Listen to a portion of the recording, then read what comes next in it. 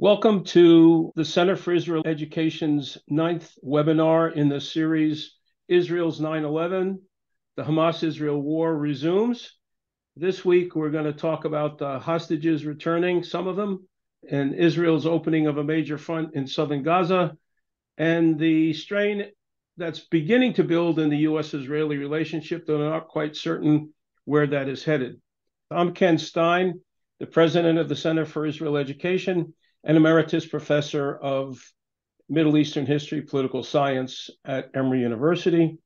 Our center's mission is to educate and inform broadly the general public on all aspects of modern Israel, including society, politics, international relations. We do it with sources. We believe that analysis using primary sources is the best way for people to become educated. Join us and 40,000 others who come weekly to the website, israeled.org. We're an independent 501c3 entity that exists because listeners like you are interested in content, context, and perspective. Joining us for this webinar today are two highly talented analysts and former policymakers, Dr. Vance Serchuk and Ambassador Danny Ayalon. We'll explore three broad undercurrents in the region and in Israel, as well as Israel's international relations. The elements and the objectives that undergird Israel's reply to the October 7th murderous brutality attack, the nature and substance of the U.S. Israeli relationship, and how is it sustaining itself through this terrible conflict, and what are the headings for the U.S. as it moves into election year with a president committed to Israel's success against Hamas.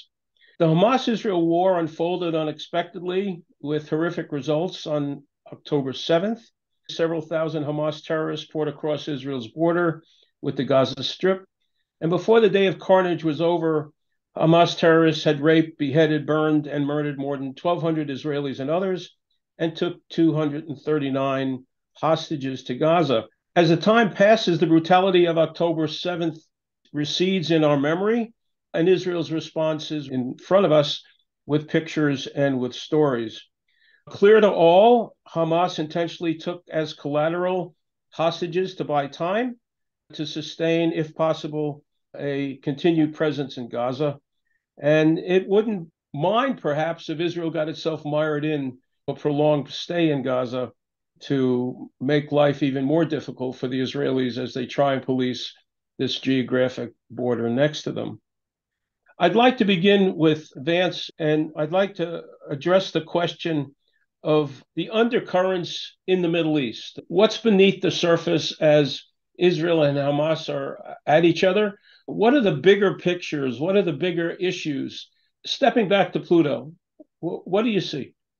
Well, first, Ken, thank you so much for the privilege of being able to be part of this important series at a moment when there's enormous anger and division and a lot of heat around this issue. You've been a source of light and created a forum for, I think, really thoughtful, really enlightened, and very informed discussion about a region that is of critical importance, a country that many of us know and love. It's really a privilege and an honor to be on here with Danny Ayalon, someone who I first got to know when I was working for Senator Lieberman, and someone whose wisdom and his insight and whose leadership was a source of strength and guidance for many of us back then, and who continues to play an incredibly important role. So, Ken, stepping back to Pluto, I think at that point, probably we're just seeing a pale blue dot. So I'm going to focus in a little bit more than that, and maybe just make a couple of quick observations. When you take a bit of a step back, some things are striking to me. The first is that even as the region is obviously in a moment of exceptional tension, and there is, I think, for many of the neighboring Arab countries and beyond, enormous anger directed at Israel because of the images that are coming out of Gaza and the civilian casualties that are taking place in Gaza. It's striking to me that when you go to Ben Gurion, while you don't see airliners from the United States and Europe, you do have Fly Dubai and Etihad alongside El Al. And it speaks to the resilience of what has happened in the last several years, which has been the normalization of relations between Israel and first and foremost the UAE, along with some of the other Arab states. But I think particularly that strength of the Abraham Accords, despite this war, is pretty striking.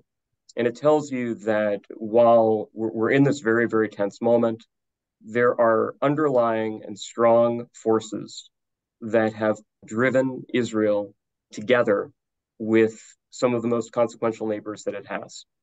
And while it's a difficult conversation, I think, for some of the neighbors to probably have publicly, the reality is that so many Arab governments, I think, do recognize that the biggest threat that they face is, of course, Iran, is the proxy groups and the extremist groups that Iran sponsors to try to destabilize them, to try to assert what it considers to be its rightful regional hegemony, and that would like to see both Hamas defeated, certainly degraded and weakened, and that recognize their long-term interest in having a very different kind of relationship with Israel than the relationship that until recently was at least publicly the state of affairs.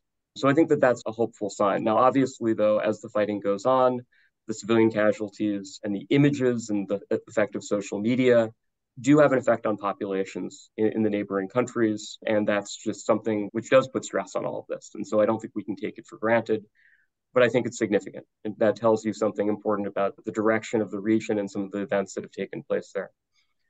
I think, too, something else which, as we look ahead, and I'd be very curious to hear particularly Ambassador Ayalon's thoughts around this.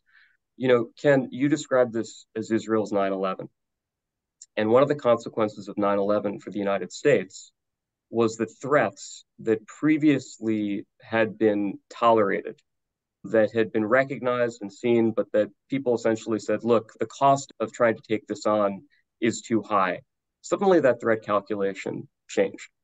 And threats that previously had been tolerable became unacceptable. I think an interesting question that's worth discussing is, as we look ahead beyond the immediate challenge posed by Hamas in Gaza, I do get the sense that I think that threat perceptions in Israel towards other challenges, other threats in the region have also shifted. And that has some potentially very profound implications going forward, whether that's looking north to the threat from Hezbollah or looking east to the question of Iran and its nuclear program. In both cases, obviously, despite Israel's efforts, despite U.S. efforts in the case of Iran as well, the capabilities, the seriousness and extent of those threats has advanced. So how will Israeli perceptions and then potentially actions change as we look beyond Gaza?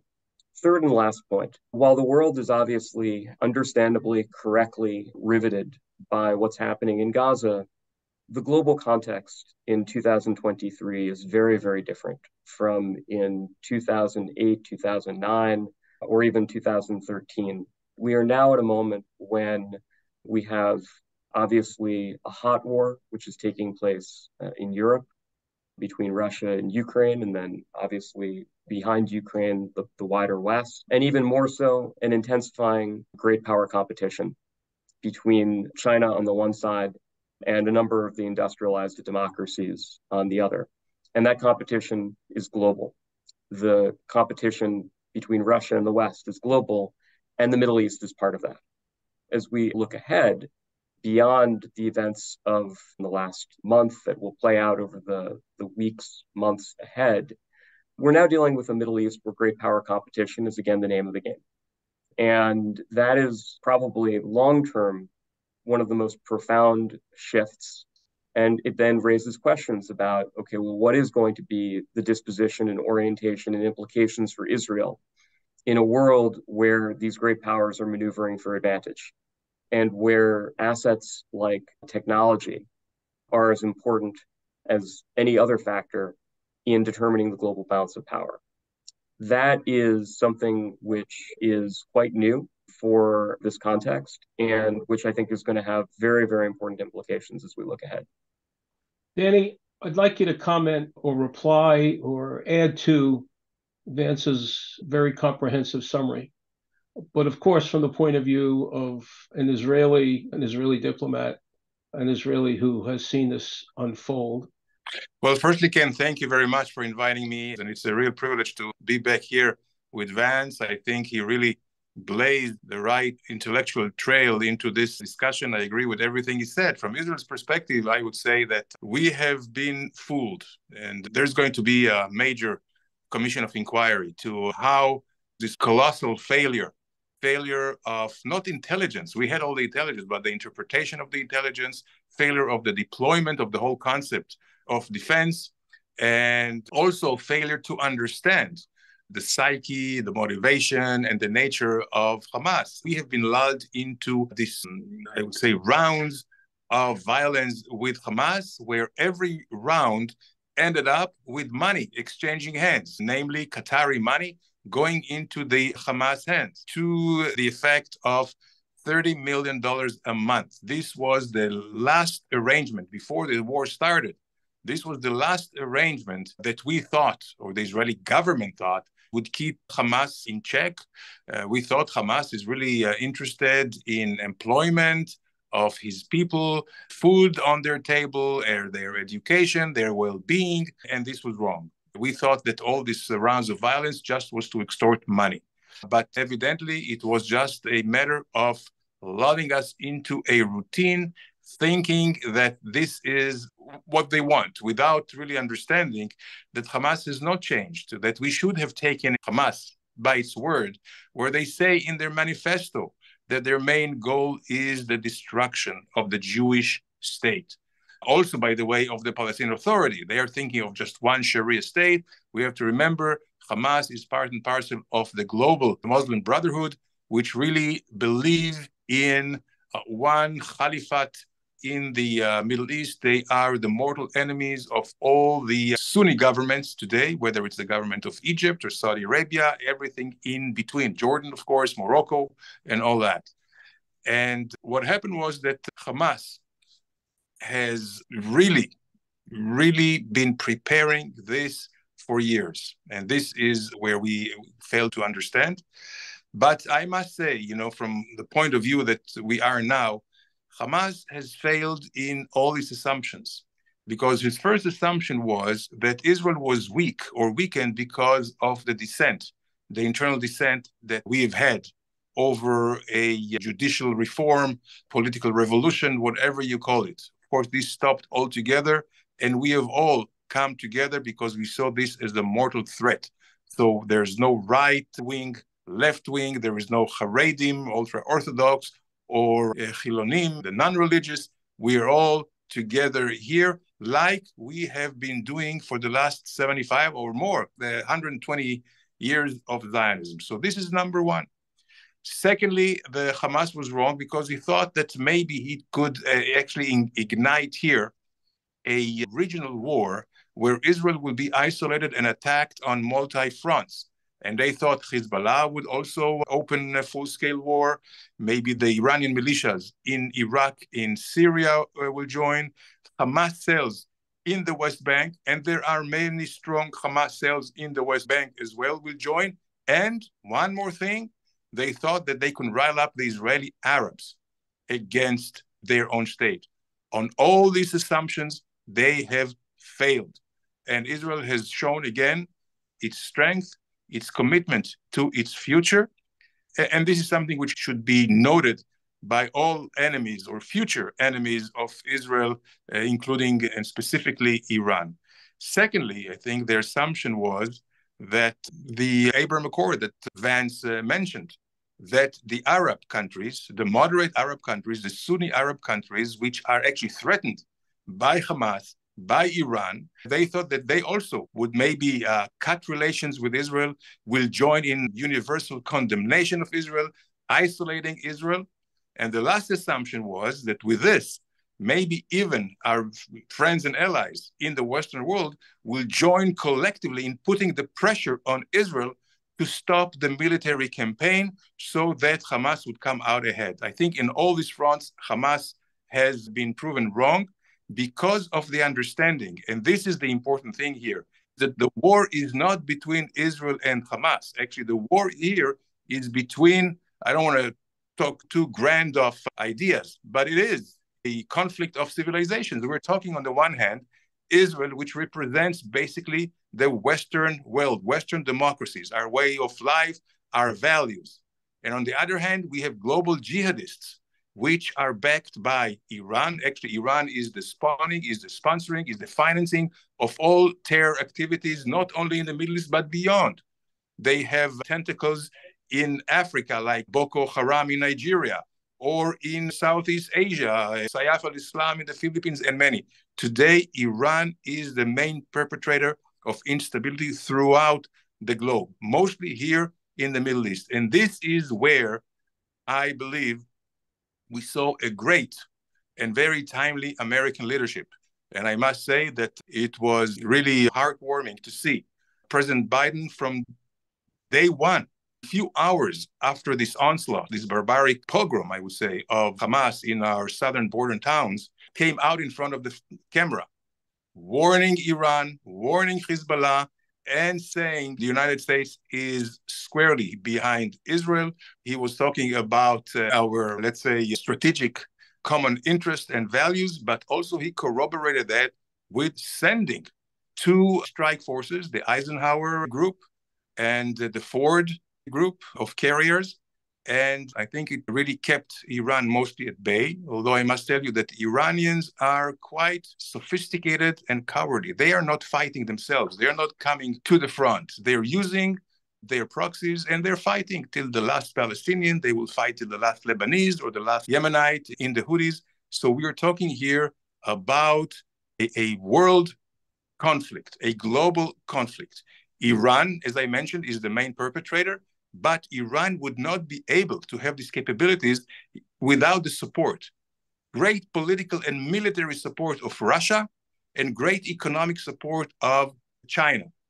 And I think that the lesson here is that first and foremost, we have to do away with Hamas because there is no coexistence with such evil of Hamas. With them, it's do or die, just like with the Nazis. And so the goal is unconditional surrender, the same way Imperial Japan had to unconditionally surrender, the same way the Nazi Germany had to unconditionally surrender back in 1945. This is the results that are needed now. And I believe that the Biden administration understands it. And this is why it's backing Israel politically, militarily. And this is very, very important. Still, there is the fog of battle, but I think we are getting there. The question, of course, will be what to do with Gaza the day after, but I will leave this for later on in the conversation. All right. There are two vectors I'd like to pursue. One, I'd like to get Vance's reply or comments to what you said, but embedded in that, I'd like to ask the question about the restoration of Israel's deterrence. After the 1973 war, it took a while for Israel to rebuild its deterrence, to consolidate, rebuild the army, to rebuild its self-confidence. One would expect the same thing would have happened here as well. I don't know if history is a proper analogy, but the lessons to be learned are Israel's going to have to be satisfied with itself and its own security before it starts reaching out beyond its borders to try and make something different in the region. First, I agree with much of what Danny said, and I think he framed it very, very thoughtfully, recognizing exactly as Danny laid out that there are principles that are at stake here that are broader than just Israel and Hamas. That what Hamas did on October 7th was a crime against humanity. It was an assault on everything that the democracies, that free societies of the world stand for, and that simply cannot be tolerated in this world. And I think that one of the reasons that the Biden administration, President Biden, had such a visceral response to it is precisely because they recognized the universal implications of what this was. At the same time, I think we should also be very clear there was specificity in what this was as well. This was the single worst slaughter of Jews on a single day since the Holocaust. This was anti-Semitism in its purest and most evil and unrepentant form. And that also has to be said. I do think it's important to recognize that the people who have been most victimized by Islamist extremism, the people who have been killed in the greatest number by Islamist extremists are, of course, Muslims themselves. If you look at who's being terrorized today by the remnants of the Islamic State in West Africa, it is overwhelmingly Muslim communities. No one has suffered more under the Islamic State than people in Syria and in Iraq. Today, look at Afghanistan and what's happening to women and girls under the Taliban. So my only, I guess, caveat to maybe Danny's formulation is that I think sometimes when people talk about a clash of civilizations, sometimes that can be interpreted to mean as Islam versus the West. I think that that's a mistake. I think that's actually a profound mistake because actually, and this goes to the point about the Abraham Accords, modern Muslim majority, Arab majority countries, I think increasingly do recognize that in the choice between Iran and Iranian-backed extremist groups on the one side and the United States, Israel on the other, they are not on the side of Iran. And that, in fact, it is precisely Iran that threatens them, threatens the kind of countries and societies that they would like to build. Mm-hmm. So I think that that's important to say, that this is the global context in which this is playing out. The other thing to point out on this, and I say this very much informed, I guess, from my own experiences in the struggle against Islamist extremists like the Islamic State, like Al-Qaeda, and where the U.S. has obviously been engaged, and also against Iranian-backed extremist groups that the U.S. has had to battle with. The most important ally and partner that we can have are, of course, Muslim communities in the countries where these battles are playing out. We would not have been able to prevail in the fight against the Islamic State in the way that we did, but for the partnership, for example, with Iraqi security forces, with the SDF, the Kurdish forces in Syria, and this is also what keeps those forces at bay. This also speaks to a long-term challenge for Israel, which is being able to find and support a decent Palestinian alternative that is interested in building a successful, prosperous Palestinian state rather than simply the destruction of Israel. There's no opportunity for partnership, for negotiation with groups that are not interested in building Palestine. They're just interested in destroying Israel. And Hamas, of course, is the epitome of this.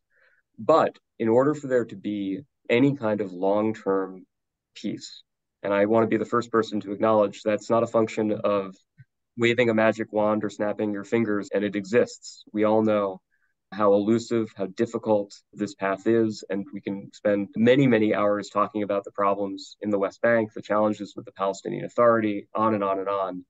But strategically, speaking strictly from a strategic perspective, the need for some sort of Palestinian alternative that is interested in building a successful Palestinian state rather than simply destroying the Jewish one is the long-term success for Israel in its immediate neighborhood. Mm-hmm. On the question of deterrence is a tricky thing because you think you have it and then suddenly it turns out you don't. Second, there are groups that I think Israel's dealing with where the question of whether they are deterrable is an open question itself. I'm not convinced that Hamas is deterrable.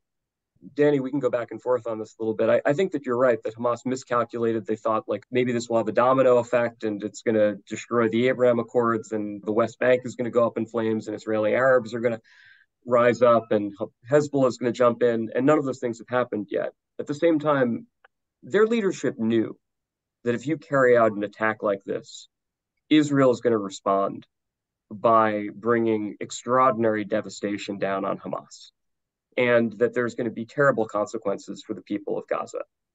They didn't care. So I don't think that this is coming as a shock to them. And so we have to recognize in the same way that I don't think ISIS is deterrable. I don't think Al-Qaeda is deterrable.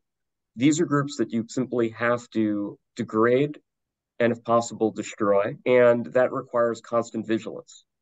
And the Israeli experience and what happened on October 7th is an important lesson for the United States and the West, which is that just because you're no longer as interested or focused on terrorism doesn't mean that terrorists are not interested in you.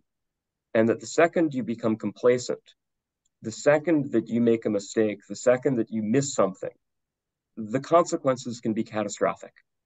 And so even as Americans are correctly, in my view, our national security establishment correctly focused on great power competition, on rivalry with China, on Russia, we need to recognize that the kind of Islamist extremism that does flow from a different branch of the same poisoned tree continues to be a force. And absent that continued pressure, absent continued vigilance, you can have absolutely catastrophic consequences. Thank you, Vance, for actually clarifying. I do not put the entire Islamic world on the other side of Western civilization, not at all. Actually, it's a small minority of these extremist global jihadists that are actually the culprit. My issue with the Islamic world is that there's not enough condemnation. I don't see real political leaders who really call them out, or clergy of Islam, which are interpreting Islam, I think, in the right way. If they do not call them out, either they acquiesce or they join them. I don't think this is the case. I think mostly it's because of fear. And unfortunately, we have not seen too much of courageous leadership in the region. Maybe now, when push comes to shove, when they understand that it's them, let's say the Western prone regimes in the Gulf, in Jordan, in Egypt, in Morocco, if they are in mortal danger of the Islamists, maybe they will be more forceful in actually joining us. And this is actually also part of the ways, of the wily ways, if you will, of the Middle East. On the one hand, you see how we have been condemned brutally, I would say, almost by Egypt, by Jordan. Jordan is our best strategic ally. Jordan's existence is very much dependent on Israel in terms of water supply, energy, and of course, security. But they have their own population to mollify.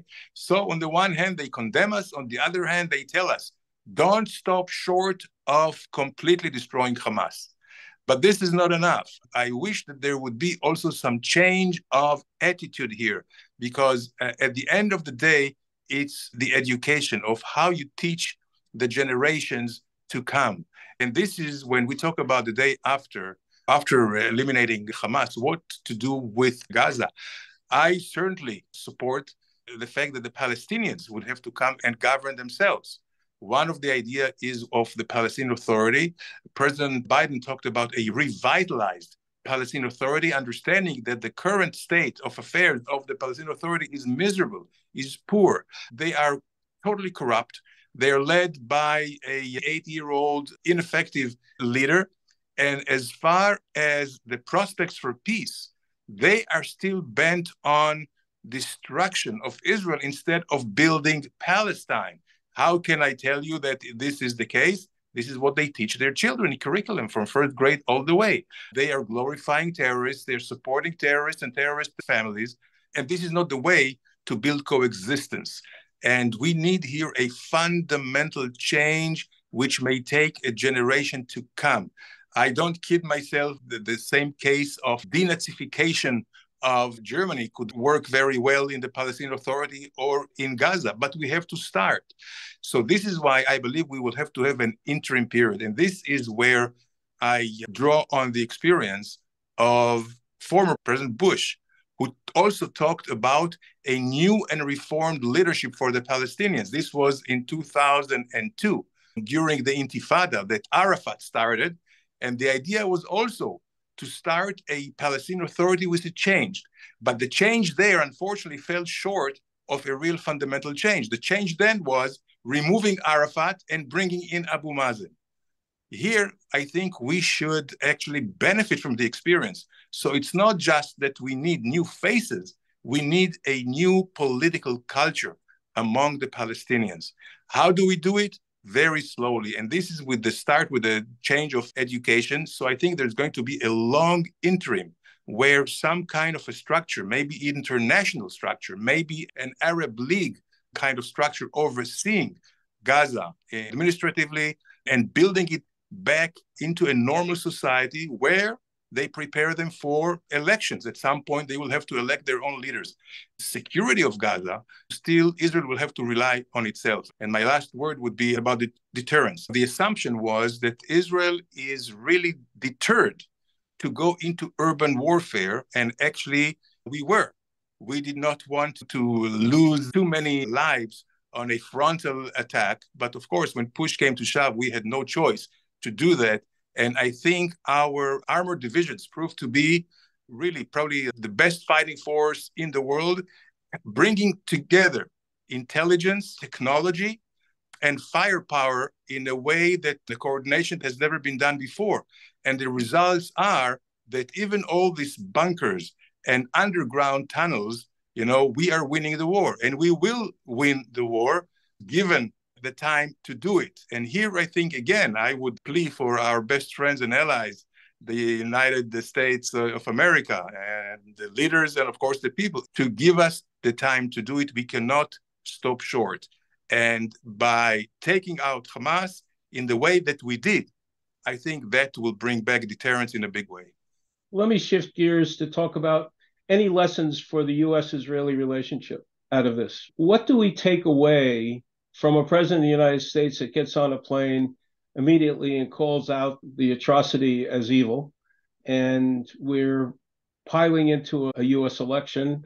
We've got political parties in the United States that seem to be fragmenting, but that's nothing new. How does Israel see the U.S.-Israeli relationship evolving? I would say that, again, it showed for us that the United States is this indispensable country, not just for us, I think for the entire world. Because what's at stake, again, if I go back to the beginning, it's not just Gaza, it's not just Iran. Look what they're doing in the waterways, in the Gulf. What they're trying to do is really harm American strategic interests, whether it's with oil prices, whether it's with the shipment blockade, and of course, to deny the United States the freedom of actually bringing together coalitions of democracies. So I think this is my understanding, the strategist of the United States. People like Vance understand that Israel is the most dependable ally of the United States here in the region. A few American politicians have always said that if Israel wasn't there, they would have to create it in order to protect American interests. But it's not just American interests. I think it's American values. Israel is the only democracy here in the Middle East. At the end of the day, we believe we will be the beacon that will spread democracies in the region. And I think what the United States have proven is that democracies, it's not only the just and the right way to treat people, but also it's the most effective one in terms of prosperity. Democracies do not start wars on other democracies. They let the economy thrive. So in that respect, I think that the U.S.-Israel relationship will grow. I know that there have been a lot of, how should I say it, misunderstanding. I say it politely. But Israel, during the former administrations, became a partisan issue. I think there was a lot of blame to spread. I blame Netanyahu for mishandling a lot of this political situation. I also think that President Obama, in many ways, was not very fair and forthright with us. But this is water under the bridge. We have to be forward-looking, go back to bipartisanship, because it is critically important. I would say the survival of Israel depends on it. But also for the United States, it's very, very crucial to have a strong Israel. And I hope this also will be relayed to the younger generation, because I know in campuses, there is a lot of misunderstanding going around, incitement going around. I think Israel, and quite frankly, the Jewish community as well in the United States, have been really looking the other way when money poured from Qatar, Saudi Arabia, in chairs, in faculty, that have really poisoned the hearts and minds of many of the younger Americans. But this should be a wake-up call. Vance, any major shift in U.S. foreign policy toward the region as a result of this? Any dramatic shifts, or we just have to keep plodding forward? I don't know whether you constrain Iran or you contain Iran. I don't know what the right word is. I don't know what the right policy might be. I know we've tried to use those terms in the past. We've tried to implement them. We still have proxies. We still have Iran with 200,000 proxies running around the Middle East. Yeah. What recommendation would you make to Blinken and Sullivan and Biden at this juncture? Ken, I think that you put your finger on the biggest question, which is coming out of October 7th and the war that's now taking place in Gaza. What is going to be the wider U.S. approach to the region. Now, if we're having this conversation before October 7th, what would we say? We'd say, first, the United States really wants to try to avoid getting embroiled in a mess in the Middle East because we got other things on our plate right now that are bigger priorities, that are bigger threats. And so if the Middle East could just be quiet for a while, we would really, really appreciate it. While we have China and we have Russia and we have artificial intelligence, maybe the Middle East could just do us a favor and not do anything for a little bit. So it turns out the Middle East doesn't, unfortunately, decide to go along with that. And instead, in a pattern which we've seen under previous administrations as well, because let's remember, the Bush administration didn't come into office saying, let's focus on the Middle East. They thought they were going to focus on Asia. And the Obama administration said, let's try to pivot away from the Middle East and we're going to focus on Asia. And then some things happened. And the Trump administration, I think, probably came in with a bit more of a focus from the onset on the Middle East. But they also discovered that the Middle East doesn't always cooperate with what your ambitions and intentions might be. So unfortunately, we're now in a situation where we're going to have to be, I think, more focused. Now, to be fair to the Biden administration, I think that the biggest initiative and the biggest focus that they had before October 7th was normalization between Israel and Saudi Arabia. And they were working on that assiduously. I think that they believed that there was a path to get there. And I think that they were right to do so. And after what was kind of an initial attempt to see whether or not they could get back into a diplomatic agreement with the Iranians that would put the nuclear program in the box, that didn't go anywhere, that wasn't going anywhere, that wasn't likely to end up anywhere. It was that Saudi normalization push, which was really the central focus. Mm-hmm. I think that that is still correctly something that U.S. foreign policy in the Middle East can and should be working for. My own conversations make me believe that the desire to be able to find a path back to that objective is still there. But obviously, it requires now navigating a much, much more difficult situation surrounding the Palestinians. You asked before about deterrence in Israel.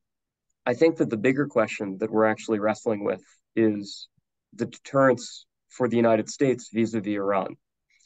Because here, we're not doing great. The Iranians have concluded that they can inflict, through their proxies, a certain level of violence against the United States and its bases and its forces in the region, just below the threshold that will cause the United States to react in a really disruptive way. And they are, I think, doing a very effective job of deterrence themselves, of deterring the U.S. from taking a more forward-leaning approach towards their provocations and their violence against the U.S. And we've seen that around some of the debate about how to react to the Houthi attacks in the Red Sea and the Bab el-Mandab, and of course, the Iranian nuclear program itself. My personal view, and this is not something which is unique to this administration, to be very clear, I think that the Iranians have done a pretty good job of convincing the United States that if we come after them, they're going to go berserk and it's going to result in a regional conflagration. We don't want that. So therefore, the U.S. is just better off taking it on the chin and tolerating these Iranian activities. I think that that assumption is ripe for reevaluation. The Israelis have been much more forward-leaning in how they've gone after Iranian positions in Lebanon and Syria, and it has not sparked a regional war. It's not sparked some sort of regional conflagration when they've gone after Iranian positions in those countries. I think that the U.S. needs to actually reflect very deeply on how can we take a more creative and more aggressive approach to Iran to make clear that when they engage through proxies in malign conduct directed against us, directed against our allies, there will be a very, very severe price to pay. And also, conversely, irrespective of how we want to deal with the nuclear program in the long term, that if there are further movements by the Iranian regime towards breakout, that too could risk catastrophic consequences for Iran. So we got to figure out how can we, on the one hand, be less deterred by the Iranians And how can we be more effective at deterring Iran? That's, to me, one of the central questions for U.S. strategy as we look beyond the immediate challenge of October 7th. That's an excellent conclusion. I'd like to invite all of our viewers to join us next week when we're going to have 3 reporters who are on the ground in Israel to talk about what they saw, to get a very different perspective from what we get here in the United States. If you want to join us and help us with Israel learning, go to our website, give us your support, and stay smart. Wrap yourself around content and context. Listen to the previous webinars. They're all there. They all have audios, and we're delighted to bring it to you. You're so right in that this is a moment where I think everyone kind of retreats to their own social media and gets reinforced in whatever their convictions already were. You can find a lot of righteous anger, and by the way, some of that anger is absolutely justified. But for those of us who have tried to study the Middle East and make a career of it and who spend time in the region, you discover that, and this is not in any way, shape, or form to diminish the existence of good and evil, right and wrong, there's also a lot of nuance and complexity to these situations. And so simultaneously being able to keep that moral clarity, but at the same time, being able to recognize the complexity. That is a very, very difficult thing. I think it's the most important thing. It's something which is in short supply. And I just want to say thank you so much for what you're doing to try to inject some of the nuance and complexity alongside the moral clarity. Thank you very much, Vance. Happy holidays to you and to everyone here who is watching us today. We'll see you next week.